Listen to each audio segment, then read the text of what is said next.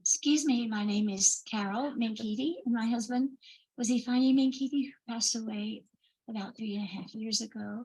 And now my family, me and my children own the store. And we're just delighted. I mean, it meant so much to him, and it means so much to so many people.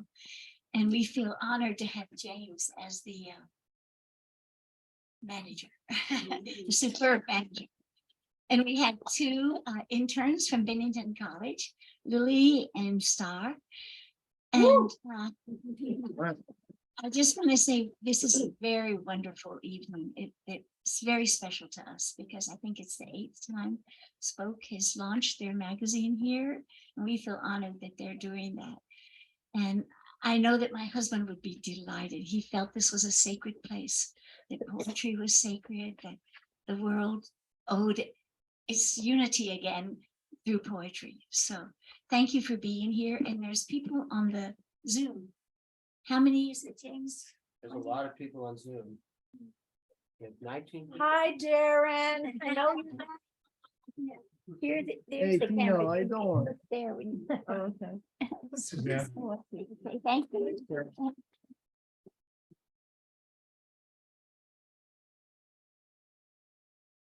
Hey, welcome everyone. My name is Kevin Gallagher. I'm one of the editors of spoKe. I edit spoKe with Innovate who's out there, but can't be with us. Can't be with us here today. Welcome to everybody in the room. Are you holding your? I'm not loud enough. No one's ever told me that my whole life. No. Yeah. Take two. Take two. spoKe. Take two. Hey, everybody. Now you can hear me. My name is Kevin Gallagher. I'm the editor of spoKe. I'm also honored to be here in this sacred place. Thank you, Carol, for that great introduction. I edit the magazine with Karina Van Berkom, who's moved to Vermont, works with us remotely, but couldn't be with us here today. But if you're out there, hey, Karina, thanks so much for all your space on this. This is our 9th issue of spoKe, and thank you. We're super excited. And yes, 8 of our 9 openings have been here at the Grolier, and we hope the next 8 are too. We've got 3 great readers from the annual here today. And we also have a couple folks in the audience who have also been published in this issue and past issues that I'll shout out to. Let me give you a little context about what spoKe is about and what's in this issue. The mission of spoKe is to advance a better vision of the world through poetry and poetics. It was founded in response to the Boston Marathon bombing, and we are strong to advance a global poetry that engages with or is from the world's places, cultures, and literary traditions, past, present, and visions of futures. 2, an American poetry that sees the English language and literary tradition as core, but only one of many routes and paths for poetry. And 3, a poetics that attempts to innovate language, idiom, sensibility, and poetic form while maintaining a public presence. In the tradition of one of Boston's other great magazines, Sid Corman's Origin, we go deeply into a handful of poets or poetries in each issue. And this time, we're honored to feature, among others, Ed Bolins. As I look, you can see here we have all 9 issues spattered across here. And one of the inspiring but also sad things is that I guess 7 of the 9 covers are pictures of deceased Boston area poets and playwrights. And most people know Ed Bolins as one of the co-founders of the New Lafayette Theater, multi-Obie winner, the author of In the Wine Time, The Electronic N-Word, and so many other plays. Probably also know him as the Minister of Culture of the Black Panthers, but few people know that he actually spent the last 30 years of his life here in Boston. Wow. And he founded something called the Roxbury Crossroads Theater. and was really active in especially Roxbury area community theater, and actually lived in Boston longer than anywhere except for in his early days in the Philadelphia area, even though he's so known as sort of a poet and playwright of the Black Arts movement in New York and Oakland. But this is really where his space was. I met Ed in the early 1990s when he and Marva moved here. Ed came here from Oakland to be a professor at Northeastern University, where at the time a group of us edited another magazine called Compost, and were artists in residence at the Northeastern University Center for the Arts. Ed and Marva befriended us. We did a wonderful interview with him and published his then new play called Snickers. Although he will always be remembered as a cornerstone of the Black Arts movement, who inspired August Wilson and many others, and of course was the Minister of Culture at the Black Panthers, few know that he lived in Boston. In addition to essays about him by Sonia Sanchez, Ismail Reed, Askia Mohammed, and Eugene Redmond, we also have an unpublished play by Ed called Day One that actually won the Boston Short Play Festival prize in 2003. So we're excited to have that here. In addition, in sort of style of origin, in addition to featuring Ed's work, we're also proud to exhibit Charles Martin's new translations of Horace's odes and translations of the Haitian poet, and I don't speak French, so help me loud. Marie-Célie Agnon. Hear that? Marie-Célie Agnon. By Danielle Legros Georges, who's going to be one of the folks who's going to read with us today. We also feature Suzanne Mercury's Hive, which is buzzing.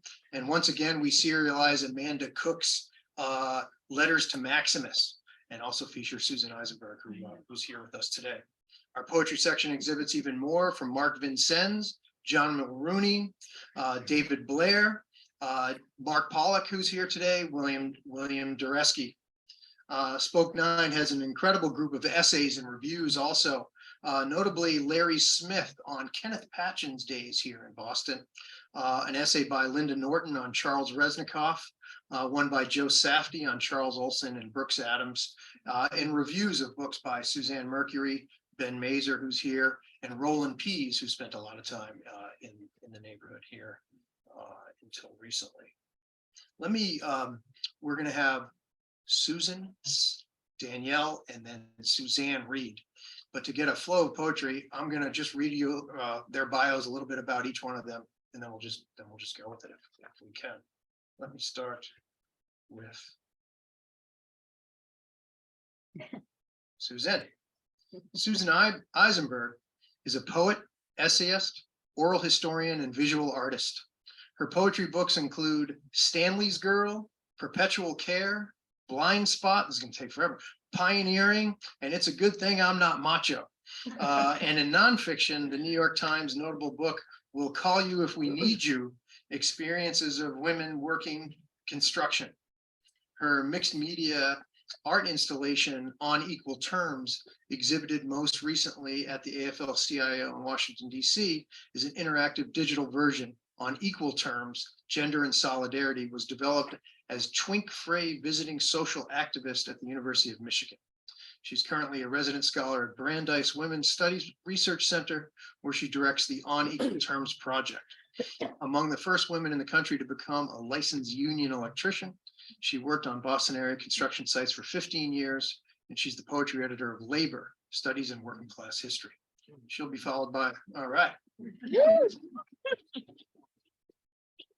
She'll be followed by Danielle Legros Georges, my longtime friend, fellow poet. She's the author of Island Heart, 2021, translations of the poems of the Haitian French writer Ida Faubert, among other titles. Her poems have been widely published, anthologized, and included in the International Artistic Commissions and Collaborations. In 2014, she was named Boston's Poet Laureate, and she's the creative editor of Essex Salon, a digital forum for explorations of Caribbean literature, and she's a professor of creative writing at Lesley University.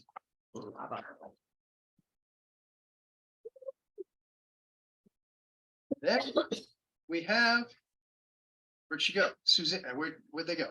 Suzanne Mercury is a Boston-based poet, beekeeper, and we'll hear some of that, and urban flaneurs. Flaneurs, Flaneurs. a person who wanders. All right. Their publications include Sassafracus, a collection of photographs of their exhibit of glass poems, and Hand to Earth. Their poetry has appeared in a variety of publications, including Truck, Summer Stock, Bombay Gin, Sonora Review, Arts and Letters, and Hayden's Fairy Review, as well as in the anthologies Let the Bucket Down, The Wisdoms of the Universe, and In a Single String of Letters. So welcome everyone here to the Grolier Poetry, all of you out there in hybrid land. And now we'll have Susan, Danielle, and then Suzanne.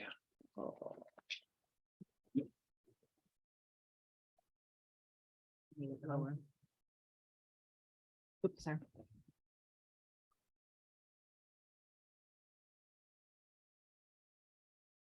Is this good? Mhm. Okay.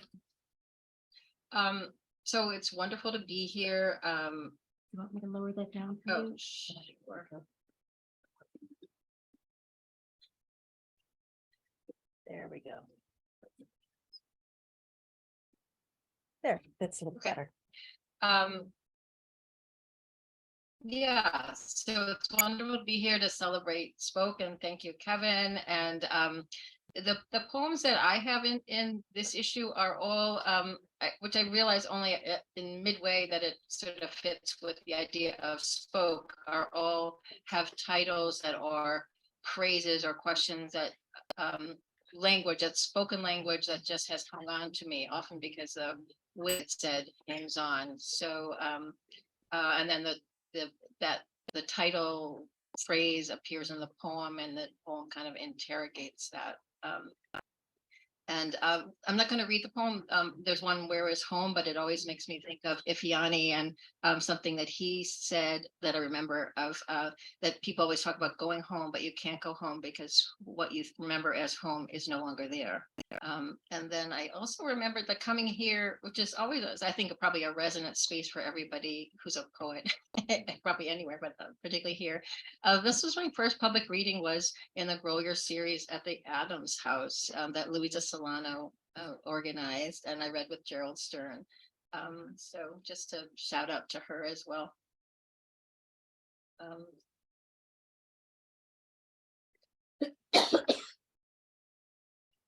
So I'm going to read a few poems that are in the spoke, and then two poems that are they're all part of a manuscript, and then I'm going to read the title poem, which is in the spoke, but so I'll read two other poems as well. Do you know where you're going? When I ushered for plays, there'd always be patrons who'd rush past where I stood at the entry door, waving their tickets in the air to let me know they needed no assistance finding the seats that were theirs, subscribers. Most met my, do you know where you're going? With a confident nod and a palm held out for programs. But sometimes that simple usher's question had a different read, like a fishing line in a deep private pool that rippled at the disturbance. A disarmed face would surface, an intimacy. Then we'd laugh. And this poem, I'll just say, takes place in 1970 for people who were around then. By the time your trial comes up, you'll be underground.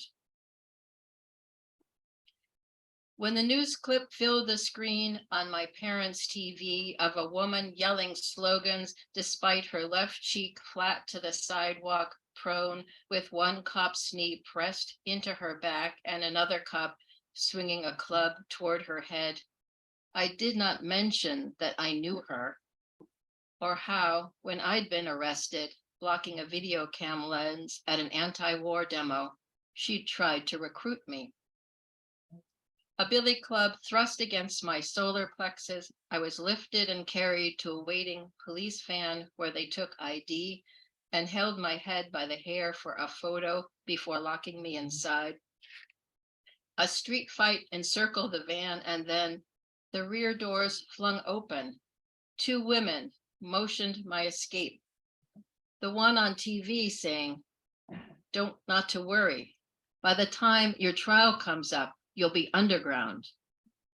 I stayed put, declined to jump through those doors.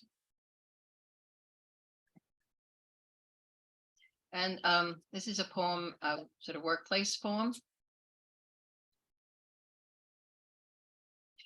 Liz Schuler describes me as being in the inaugural class of women who came into the construction industry, which makes it sound quite lovely.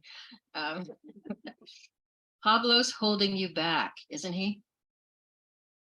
A Black Panamanian and a white female, Pablo and I are pulled from our job and bounced over to a new hotel high-rise that needs our hours to meet goals. Before we enter the shack, a guy I know calls me aside to warn that our foreman is racist, which seems odd, almost funny, coming from warning guy. Turns out, foreman is son of a man who trained me, so I think, no sweat, almost family. We're assigned to run electrical pipes across a vast parking garage ceiling and up to panels on floors above. We're handed prints, ladders, and stock, and shown our work area, a long corral marked off by yellow caution tape that begins where pipes start. A show pony job where all trades walk past. We set things up, find our rhythm, head to lunch. Get back to find our circus ring's been moved to where we left off. Next morning, same. Coffee break, same. Always back to restart. Midweek, foreman pulls me aside. Pablo's holding you back, isn't he? Foreman speak for, going way too slow, with a bold invite to blame the Black guy. But I focus on how clever the script and imagine all the partners I've worked alongside pitch that same softball. The girl's holding you back, isn't she? Pablo's great, I say loudly, then walk Junior through the pipe run, lingering at trouble spots we'd solved, made look easy, like his dad taught. And then these are two are not in spoke, but are part of a, I'm going to just do a shout out to Laura Day and this book, Tributaries of Hers, that sort of is about the removal of the Shawnee from Ohio, that set me on this whole exploration of artifacts about Ohio. And I grew up in Ohio, so special shout out to anybody here from Ohio. So I'm going to read two poems that are from that section. Coventry School. Our parents, our grandparents left their continent in crowded boats, coffin boats, left their language, left family, left what they knew. The smell of air after a rain, how a storm crosses the sky, left their seasons, their seasonings, their wild plants, left their dead. So we could study in this classroom and start each day standing up straight beside our new desks, pledging in perfect English our allegiance to the flag draped from the wall like a raised hand of welcome.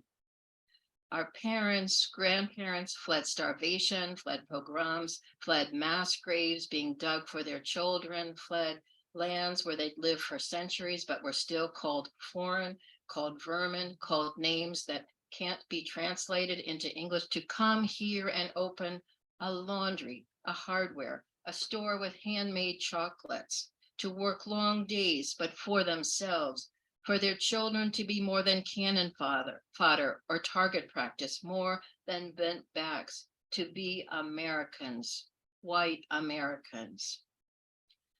This is just first grade. We'll go to a high school with kids from neighborhoods where our parents cannot buy homes, but that's years away. This is just first grade. And then this is the last one.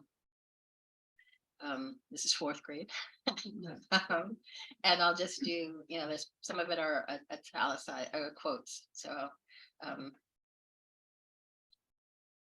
who is this girl?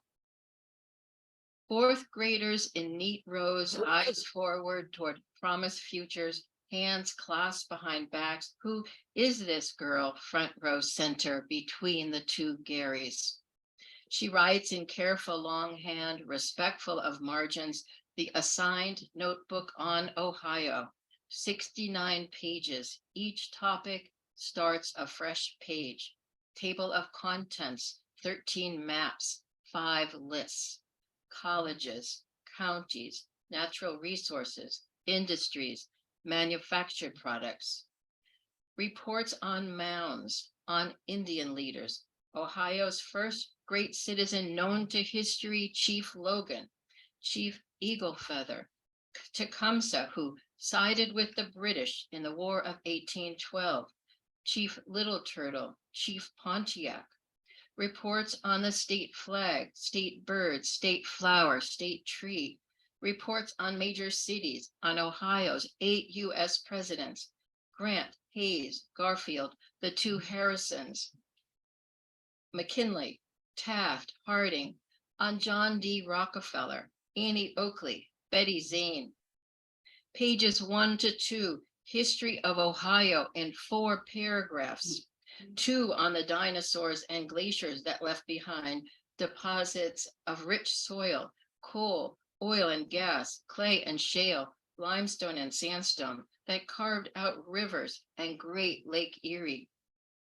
The honey that lures, Standard Oil, Sherwin-Williams and Glidden, Owens Corning to Glass City, Toledo, Goodyear, Firestone, B.F. Goodrich to rubber capital of the world, Akron, Procter and Gamble to Cincinnati, National Cash Register to Dayton, our Cleveland, world's largest iron ore unloading port, oil center of the nation, light capital of the world.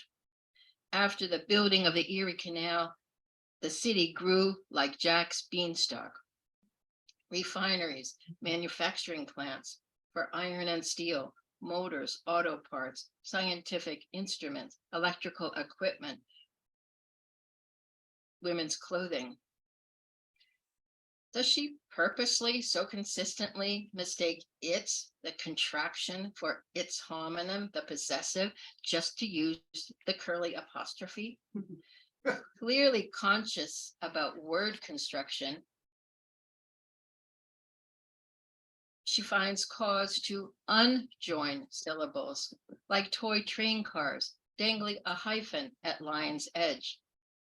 About, family, universities, Cincinnati, furnaces, experiments, Democrat, businessman, general, popular, and between, used, page 59, William Howard Taft, who weighed 332 pounds.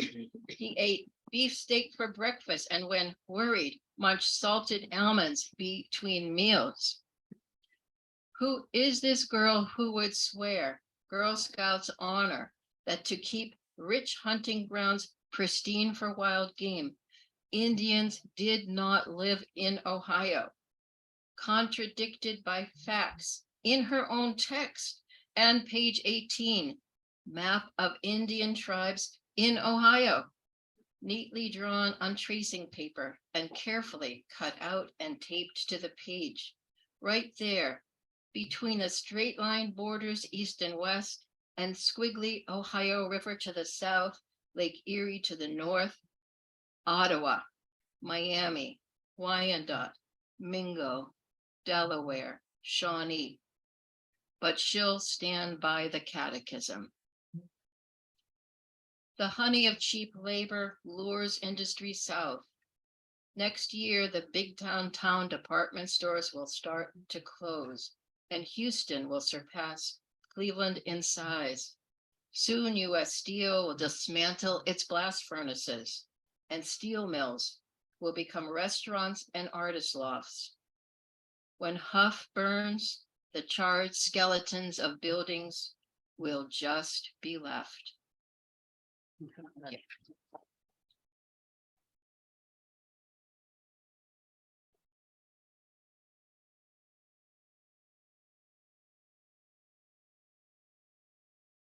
Good evening.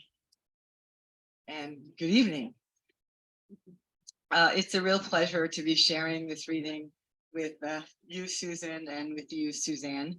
And I want to thank the editors of spoKe, Karina, and thank you, Kevin Gallagher, for your enduring commitment to amplifying poetry of varying traditions and cultures for so long. I'm not And- that old. Well, we're both old. And very nice to be here in the Grolier Poetry Bookshop. So I will begin with translations I've been making of the poems of a writer named Marie-Célie Agnon. She's a prolific Haitian Québécois poet, translator, fiction writer.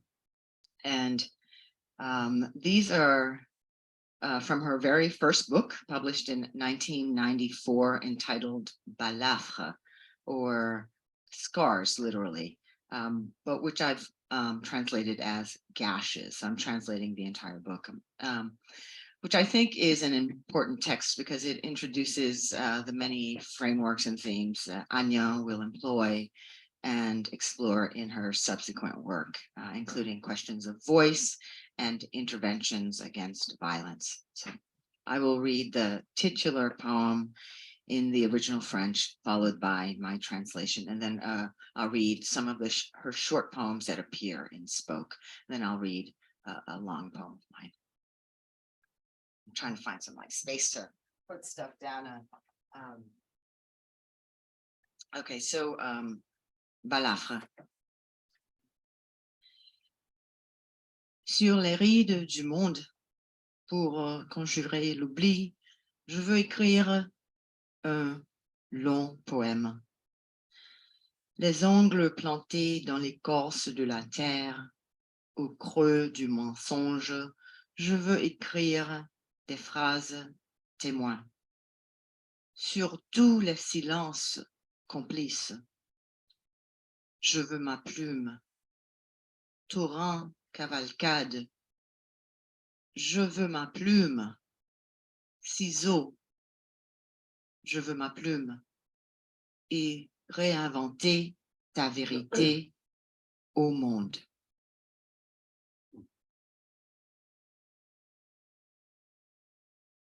Gash.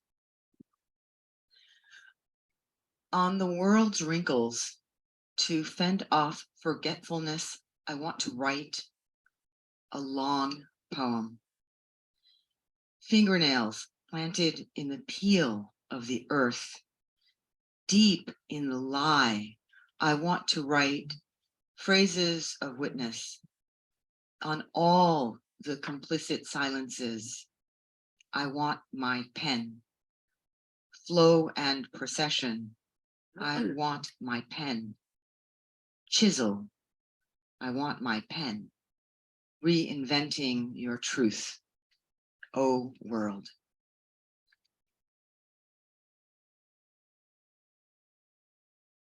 Abyss. Poetry, my legend, always thought of, my flogged yell. The shapeless pain I insist on calling up, rising constantly from the void. Deep in my throat, the flat complaint, words in syncopation, mad waves coming and going on endless pages. Poetry, my legend, my always, a buoy on the foam of words.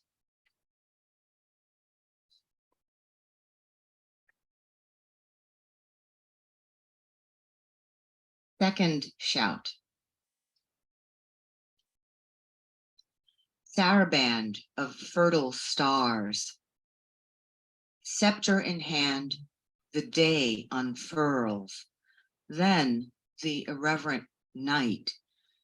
Gust of illusions. Of the feast, only cores and trimmings remain, for kings become slaves. It's nothing. Fate had it wrong.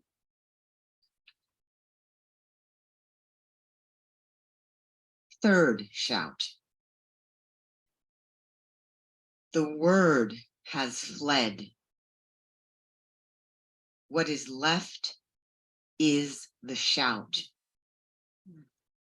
And every night on our thresholds, its armful of chimera.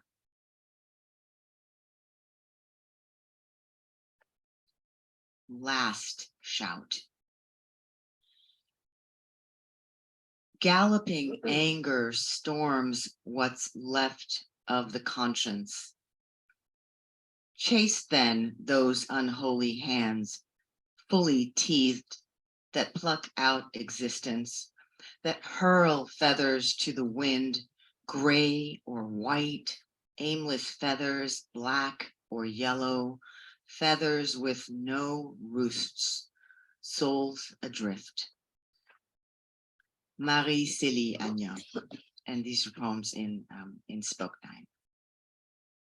Also in spoke 9, this long poem of mine, and it takes up the experience of Haitian migrants, a number of whom found themselves at the southern border after having left Haiti, gone to South America, and then traveled up the coast, or sometimes the spine of South America, to arrive at the border of Texas. Dividing line,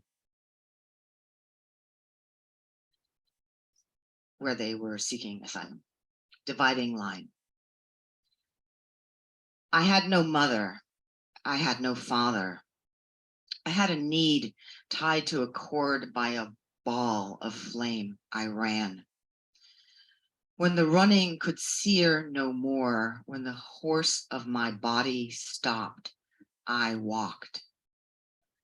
Nights of unspeakable stars shook nature of my blood through green reeds of a river bottom, plumes into silty ink. Still, how cells will call to cells, ancestor to the current. I move through you. I move through you. There is only forward, that thing at your back. You already know. Door and don't. Gully, catacomb, effluvium. En allée, onward, flouting the blinding portal. How sweet could be this bed of mud, this rest of marrow bone, if one said no. Weight on the head, weight on the back, arms of everything, tassels and rope, burden of freedom, burnings, weight on the head, weight on the back. My cousin said, come. My husband said, come. The plantation owners said, come. The factory bosses said, come. They said, you'll find life, as if life were a person you'd meet on the street, set of keys clinking against a back pocket, as if life were a god returned from a bath, pulling blinds up to whisper the names of 3 continents. The wind erases all borders. I crossed a line. I crossed a line and disappeared. Became no one. Belonged to no country. Displaced still, I saw by rectangles of rear views, eyes, nose, mouth, even on ammonia cleared floors in windows of nocturne's blackness, myself. What rights I had, I kept in my head. The right to, the right to, the right to. White mirrors immaculate, make the bed, but not lie in it, smooth everything, divin, je vais white down, dissolve, scatter. I restyle myself on the street, in the wagon back, in the dim, in the pin prick of light, in the highway's rumble underfoot, through the floorboards, through the tires pitching north, through the stiff-necked smoke, by the smeared fist, through the stink of it all. 54 migrants in the back of a truck, women, men, children, one with no mother, no father, no people, no papers, no. I am restyled cooking. I am remade eating, seated on styrofoam, on concrete, containers stacked. I am contained. I am delayed, moving through you. I am moving through you, reborn dreaming, attaining flight, sight of my kin on the seas, other side, their altars to adorn, their faces to adore, which verse to verse in libation, how many hurricanes make a new season, carve the eye of ascension. A gap, the Darien Gap, ligature of Colombia and Panama, sites of South and Central encounter, precursor, mapless jungle, America, America, America, your soaring canopy. What falls from the trees falls first from the sky. Some say a curse spreads the day we arrive. We slip, we regain, we stumble, we remain steadfast. Some move fast, some move hard, launching prayers to the masters of the winds, trading secrets with the rocks of small streams, cursing the architect of the visible and unseen worlds. Some stand grammatically correct in their claims, some with tongues of wrecks slashing the syntax of subtlety. Some do not speak. Some sing. Nights of nothing but rain, steam of pre-dawns, fog of green dawn. Provisions lasting only so long. The mind's provisions stretching, visions of schools, of supermarket gates, with their mechanical eyes, with cool air, with rows of a person's repair open. They said, don't come. There's nothing for you here. They said, let me be clear. The animal self, what the eyes see, a buzzing in the head. Ask the coyote, what is the most dangerous animal in these trees? He will reply, the mosquito. Are we insects? Are we swarm? Are we compound eyes, one pair of antennae? Are we numbers in the jungle line, crossing Ecuador, crossing Peru, crossing Colombia and Panama, Costa Rica, crossing Nicaragua, Honduras, crossing Guatemala, crossing Mexico? Most of the Haitians here have crossed 10 countries to glimpse the southern border of the state of abundance. The travel is done walking. The travel is done by busload. The travel is done by air. Who does it? Who can do it? Who walks? Who swims? Who sees the Rio Grande? Who fords the river and lives? Who sees their children stretch like the limbs of deep-rooted trees? Thanks.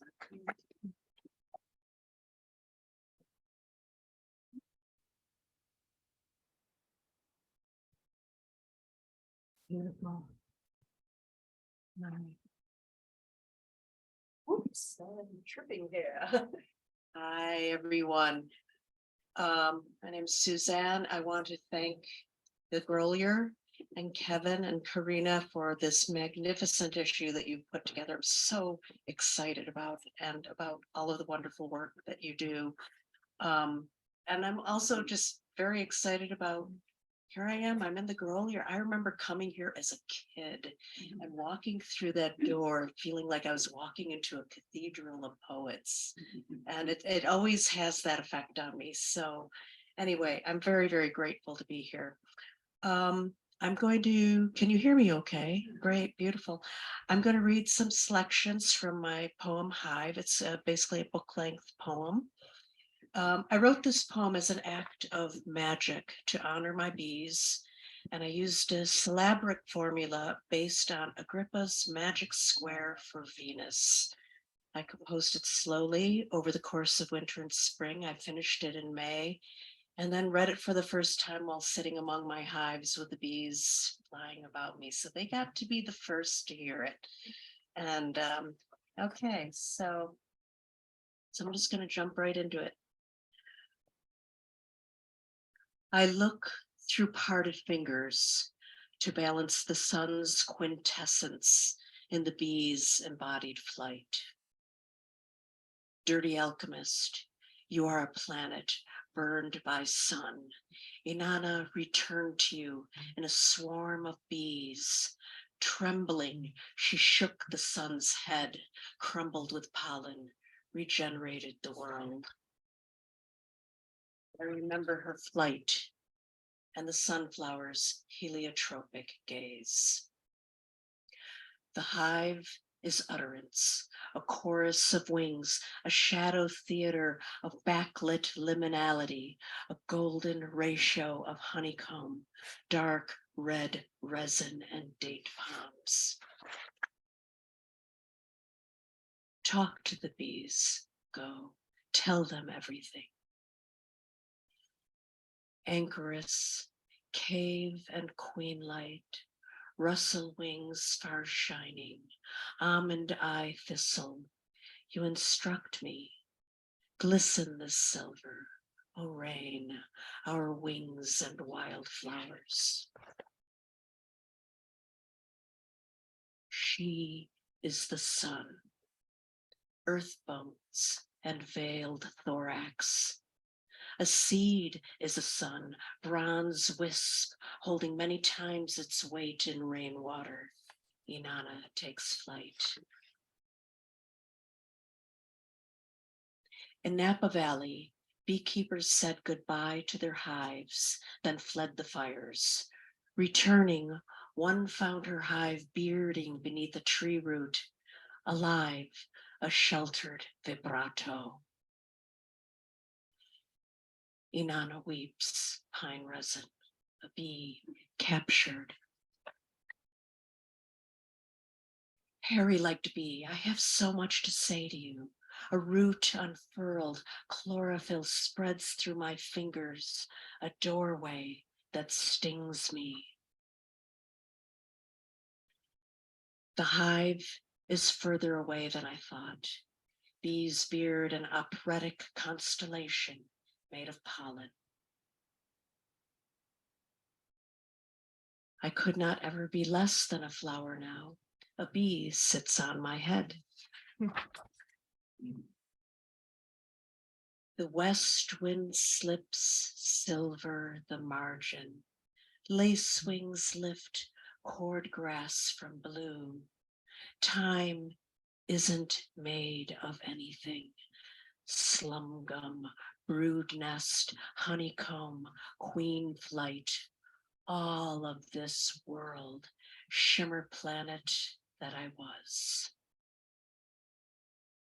A bee cycle, a bicycle, a bike of bees.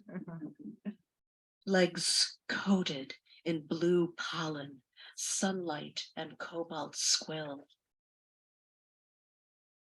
I have been stung 12 times today. The hive is a blast riot of pollen cells. I love the black ones best, the black scattered spirit mirrors. Oriental poppy, Viper's bug gloss, white horse chestnut, mountain ash, hawthorn, blackthorn, meadow sweet, deadly nightshade, hairy willow, wild cherry, wild bluebell, evening primrose. Hold me, for just one moment, while Inanna unfurls from her cell. In the nimbus of this gray morning, apparitional queen, I am awake for you. We are written in scent, smoke, and bergamot, cyperum, buds of myrrh. It was a defect, a wound in the universe that induced matter to gather and produce all this burcomb, a galaxy distribution inside the hive. If I could find anything blacker than black, I'd use it. Honey is eternal, found in graves, in clay jars, as if new. You could eat it right there with your fingers standing at their door. Mediatio mortis, dead layers of leaves and bees, winter detritus at the hive door, crossing. The sun is memory, the hive, a levitating library of early nectar. The heart is sweet. It takes strength to keep it that way, the steel strength of hairy spiders. My cheek is covered with pollen. She lives. The hive is ark, from the Greek, an archive, a place from which everything converges, cells, secrets, and larvae. Enough for one day, these bees tangled in my hair. This one is lost, saddlebags filled with pollen, tarsals kicking against curls, buzzed until I gently pulled her free. That way, darling, that way. The hive is a fissure in time, reclaimed in nectar flow. Ensnared in flowers, I fall on grass with a bee riding my hair. Is it ever not spring? Somewhere in the world, it must be spring. When you see this, your wing will kiss me. Why is this honey such a bright red? The bees gathered its nectar from the maraschino cherry factory in Red Hook. Maybe you should not ask. Save yourselves. The hive is my soul school, my wild book, my self-propelled flower, complete with marginalia. Tell me what wrote this. Very much.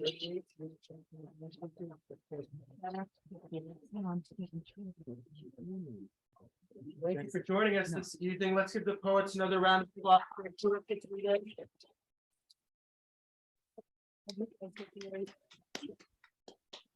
Hey, thanks again. Two announcements. One for one for those of you out there in hybrid land. We've got a new relationship at spoKe this year. We're now an imprint of Mad Hat Press, and we're distributed by Ingram around the world. So if you are out there, if you're out there, tell your bookstore to order it. But if you live in Boston, buy it here. And that's my second announcement. Be sure, if you haven't gotten one, to get a copy of spoKe tonight. All proceeds from spoKe go to the Grolier. And as Suzanne said, this is a cathedral of books. Why don't you grab one of those as well? Thanks so much for coming, everyone. And thanks for these three great readers to be part of the magazine. Mark, and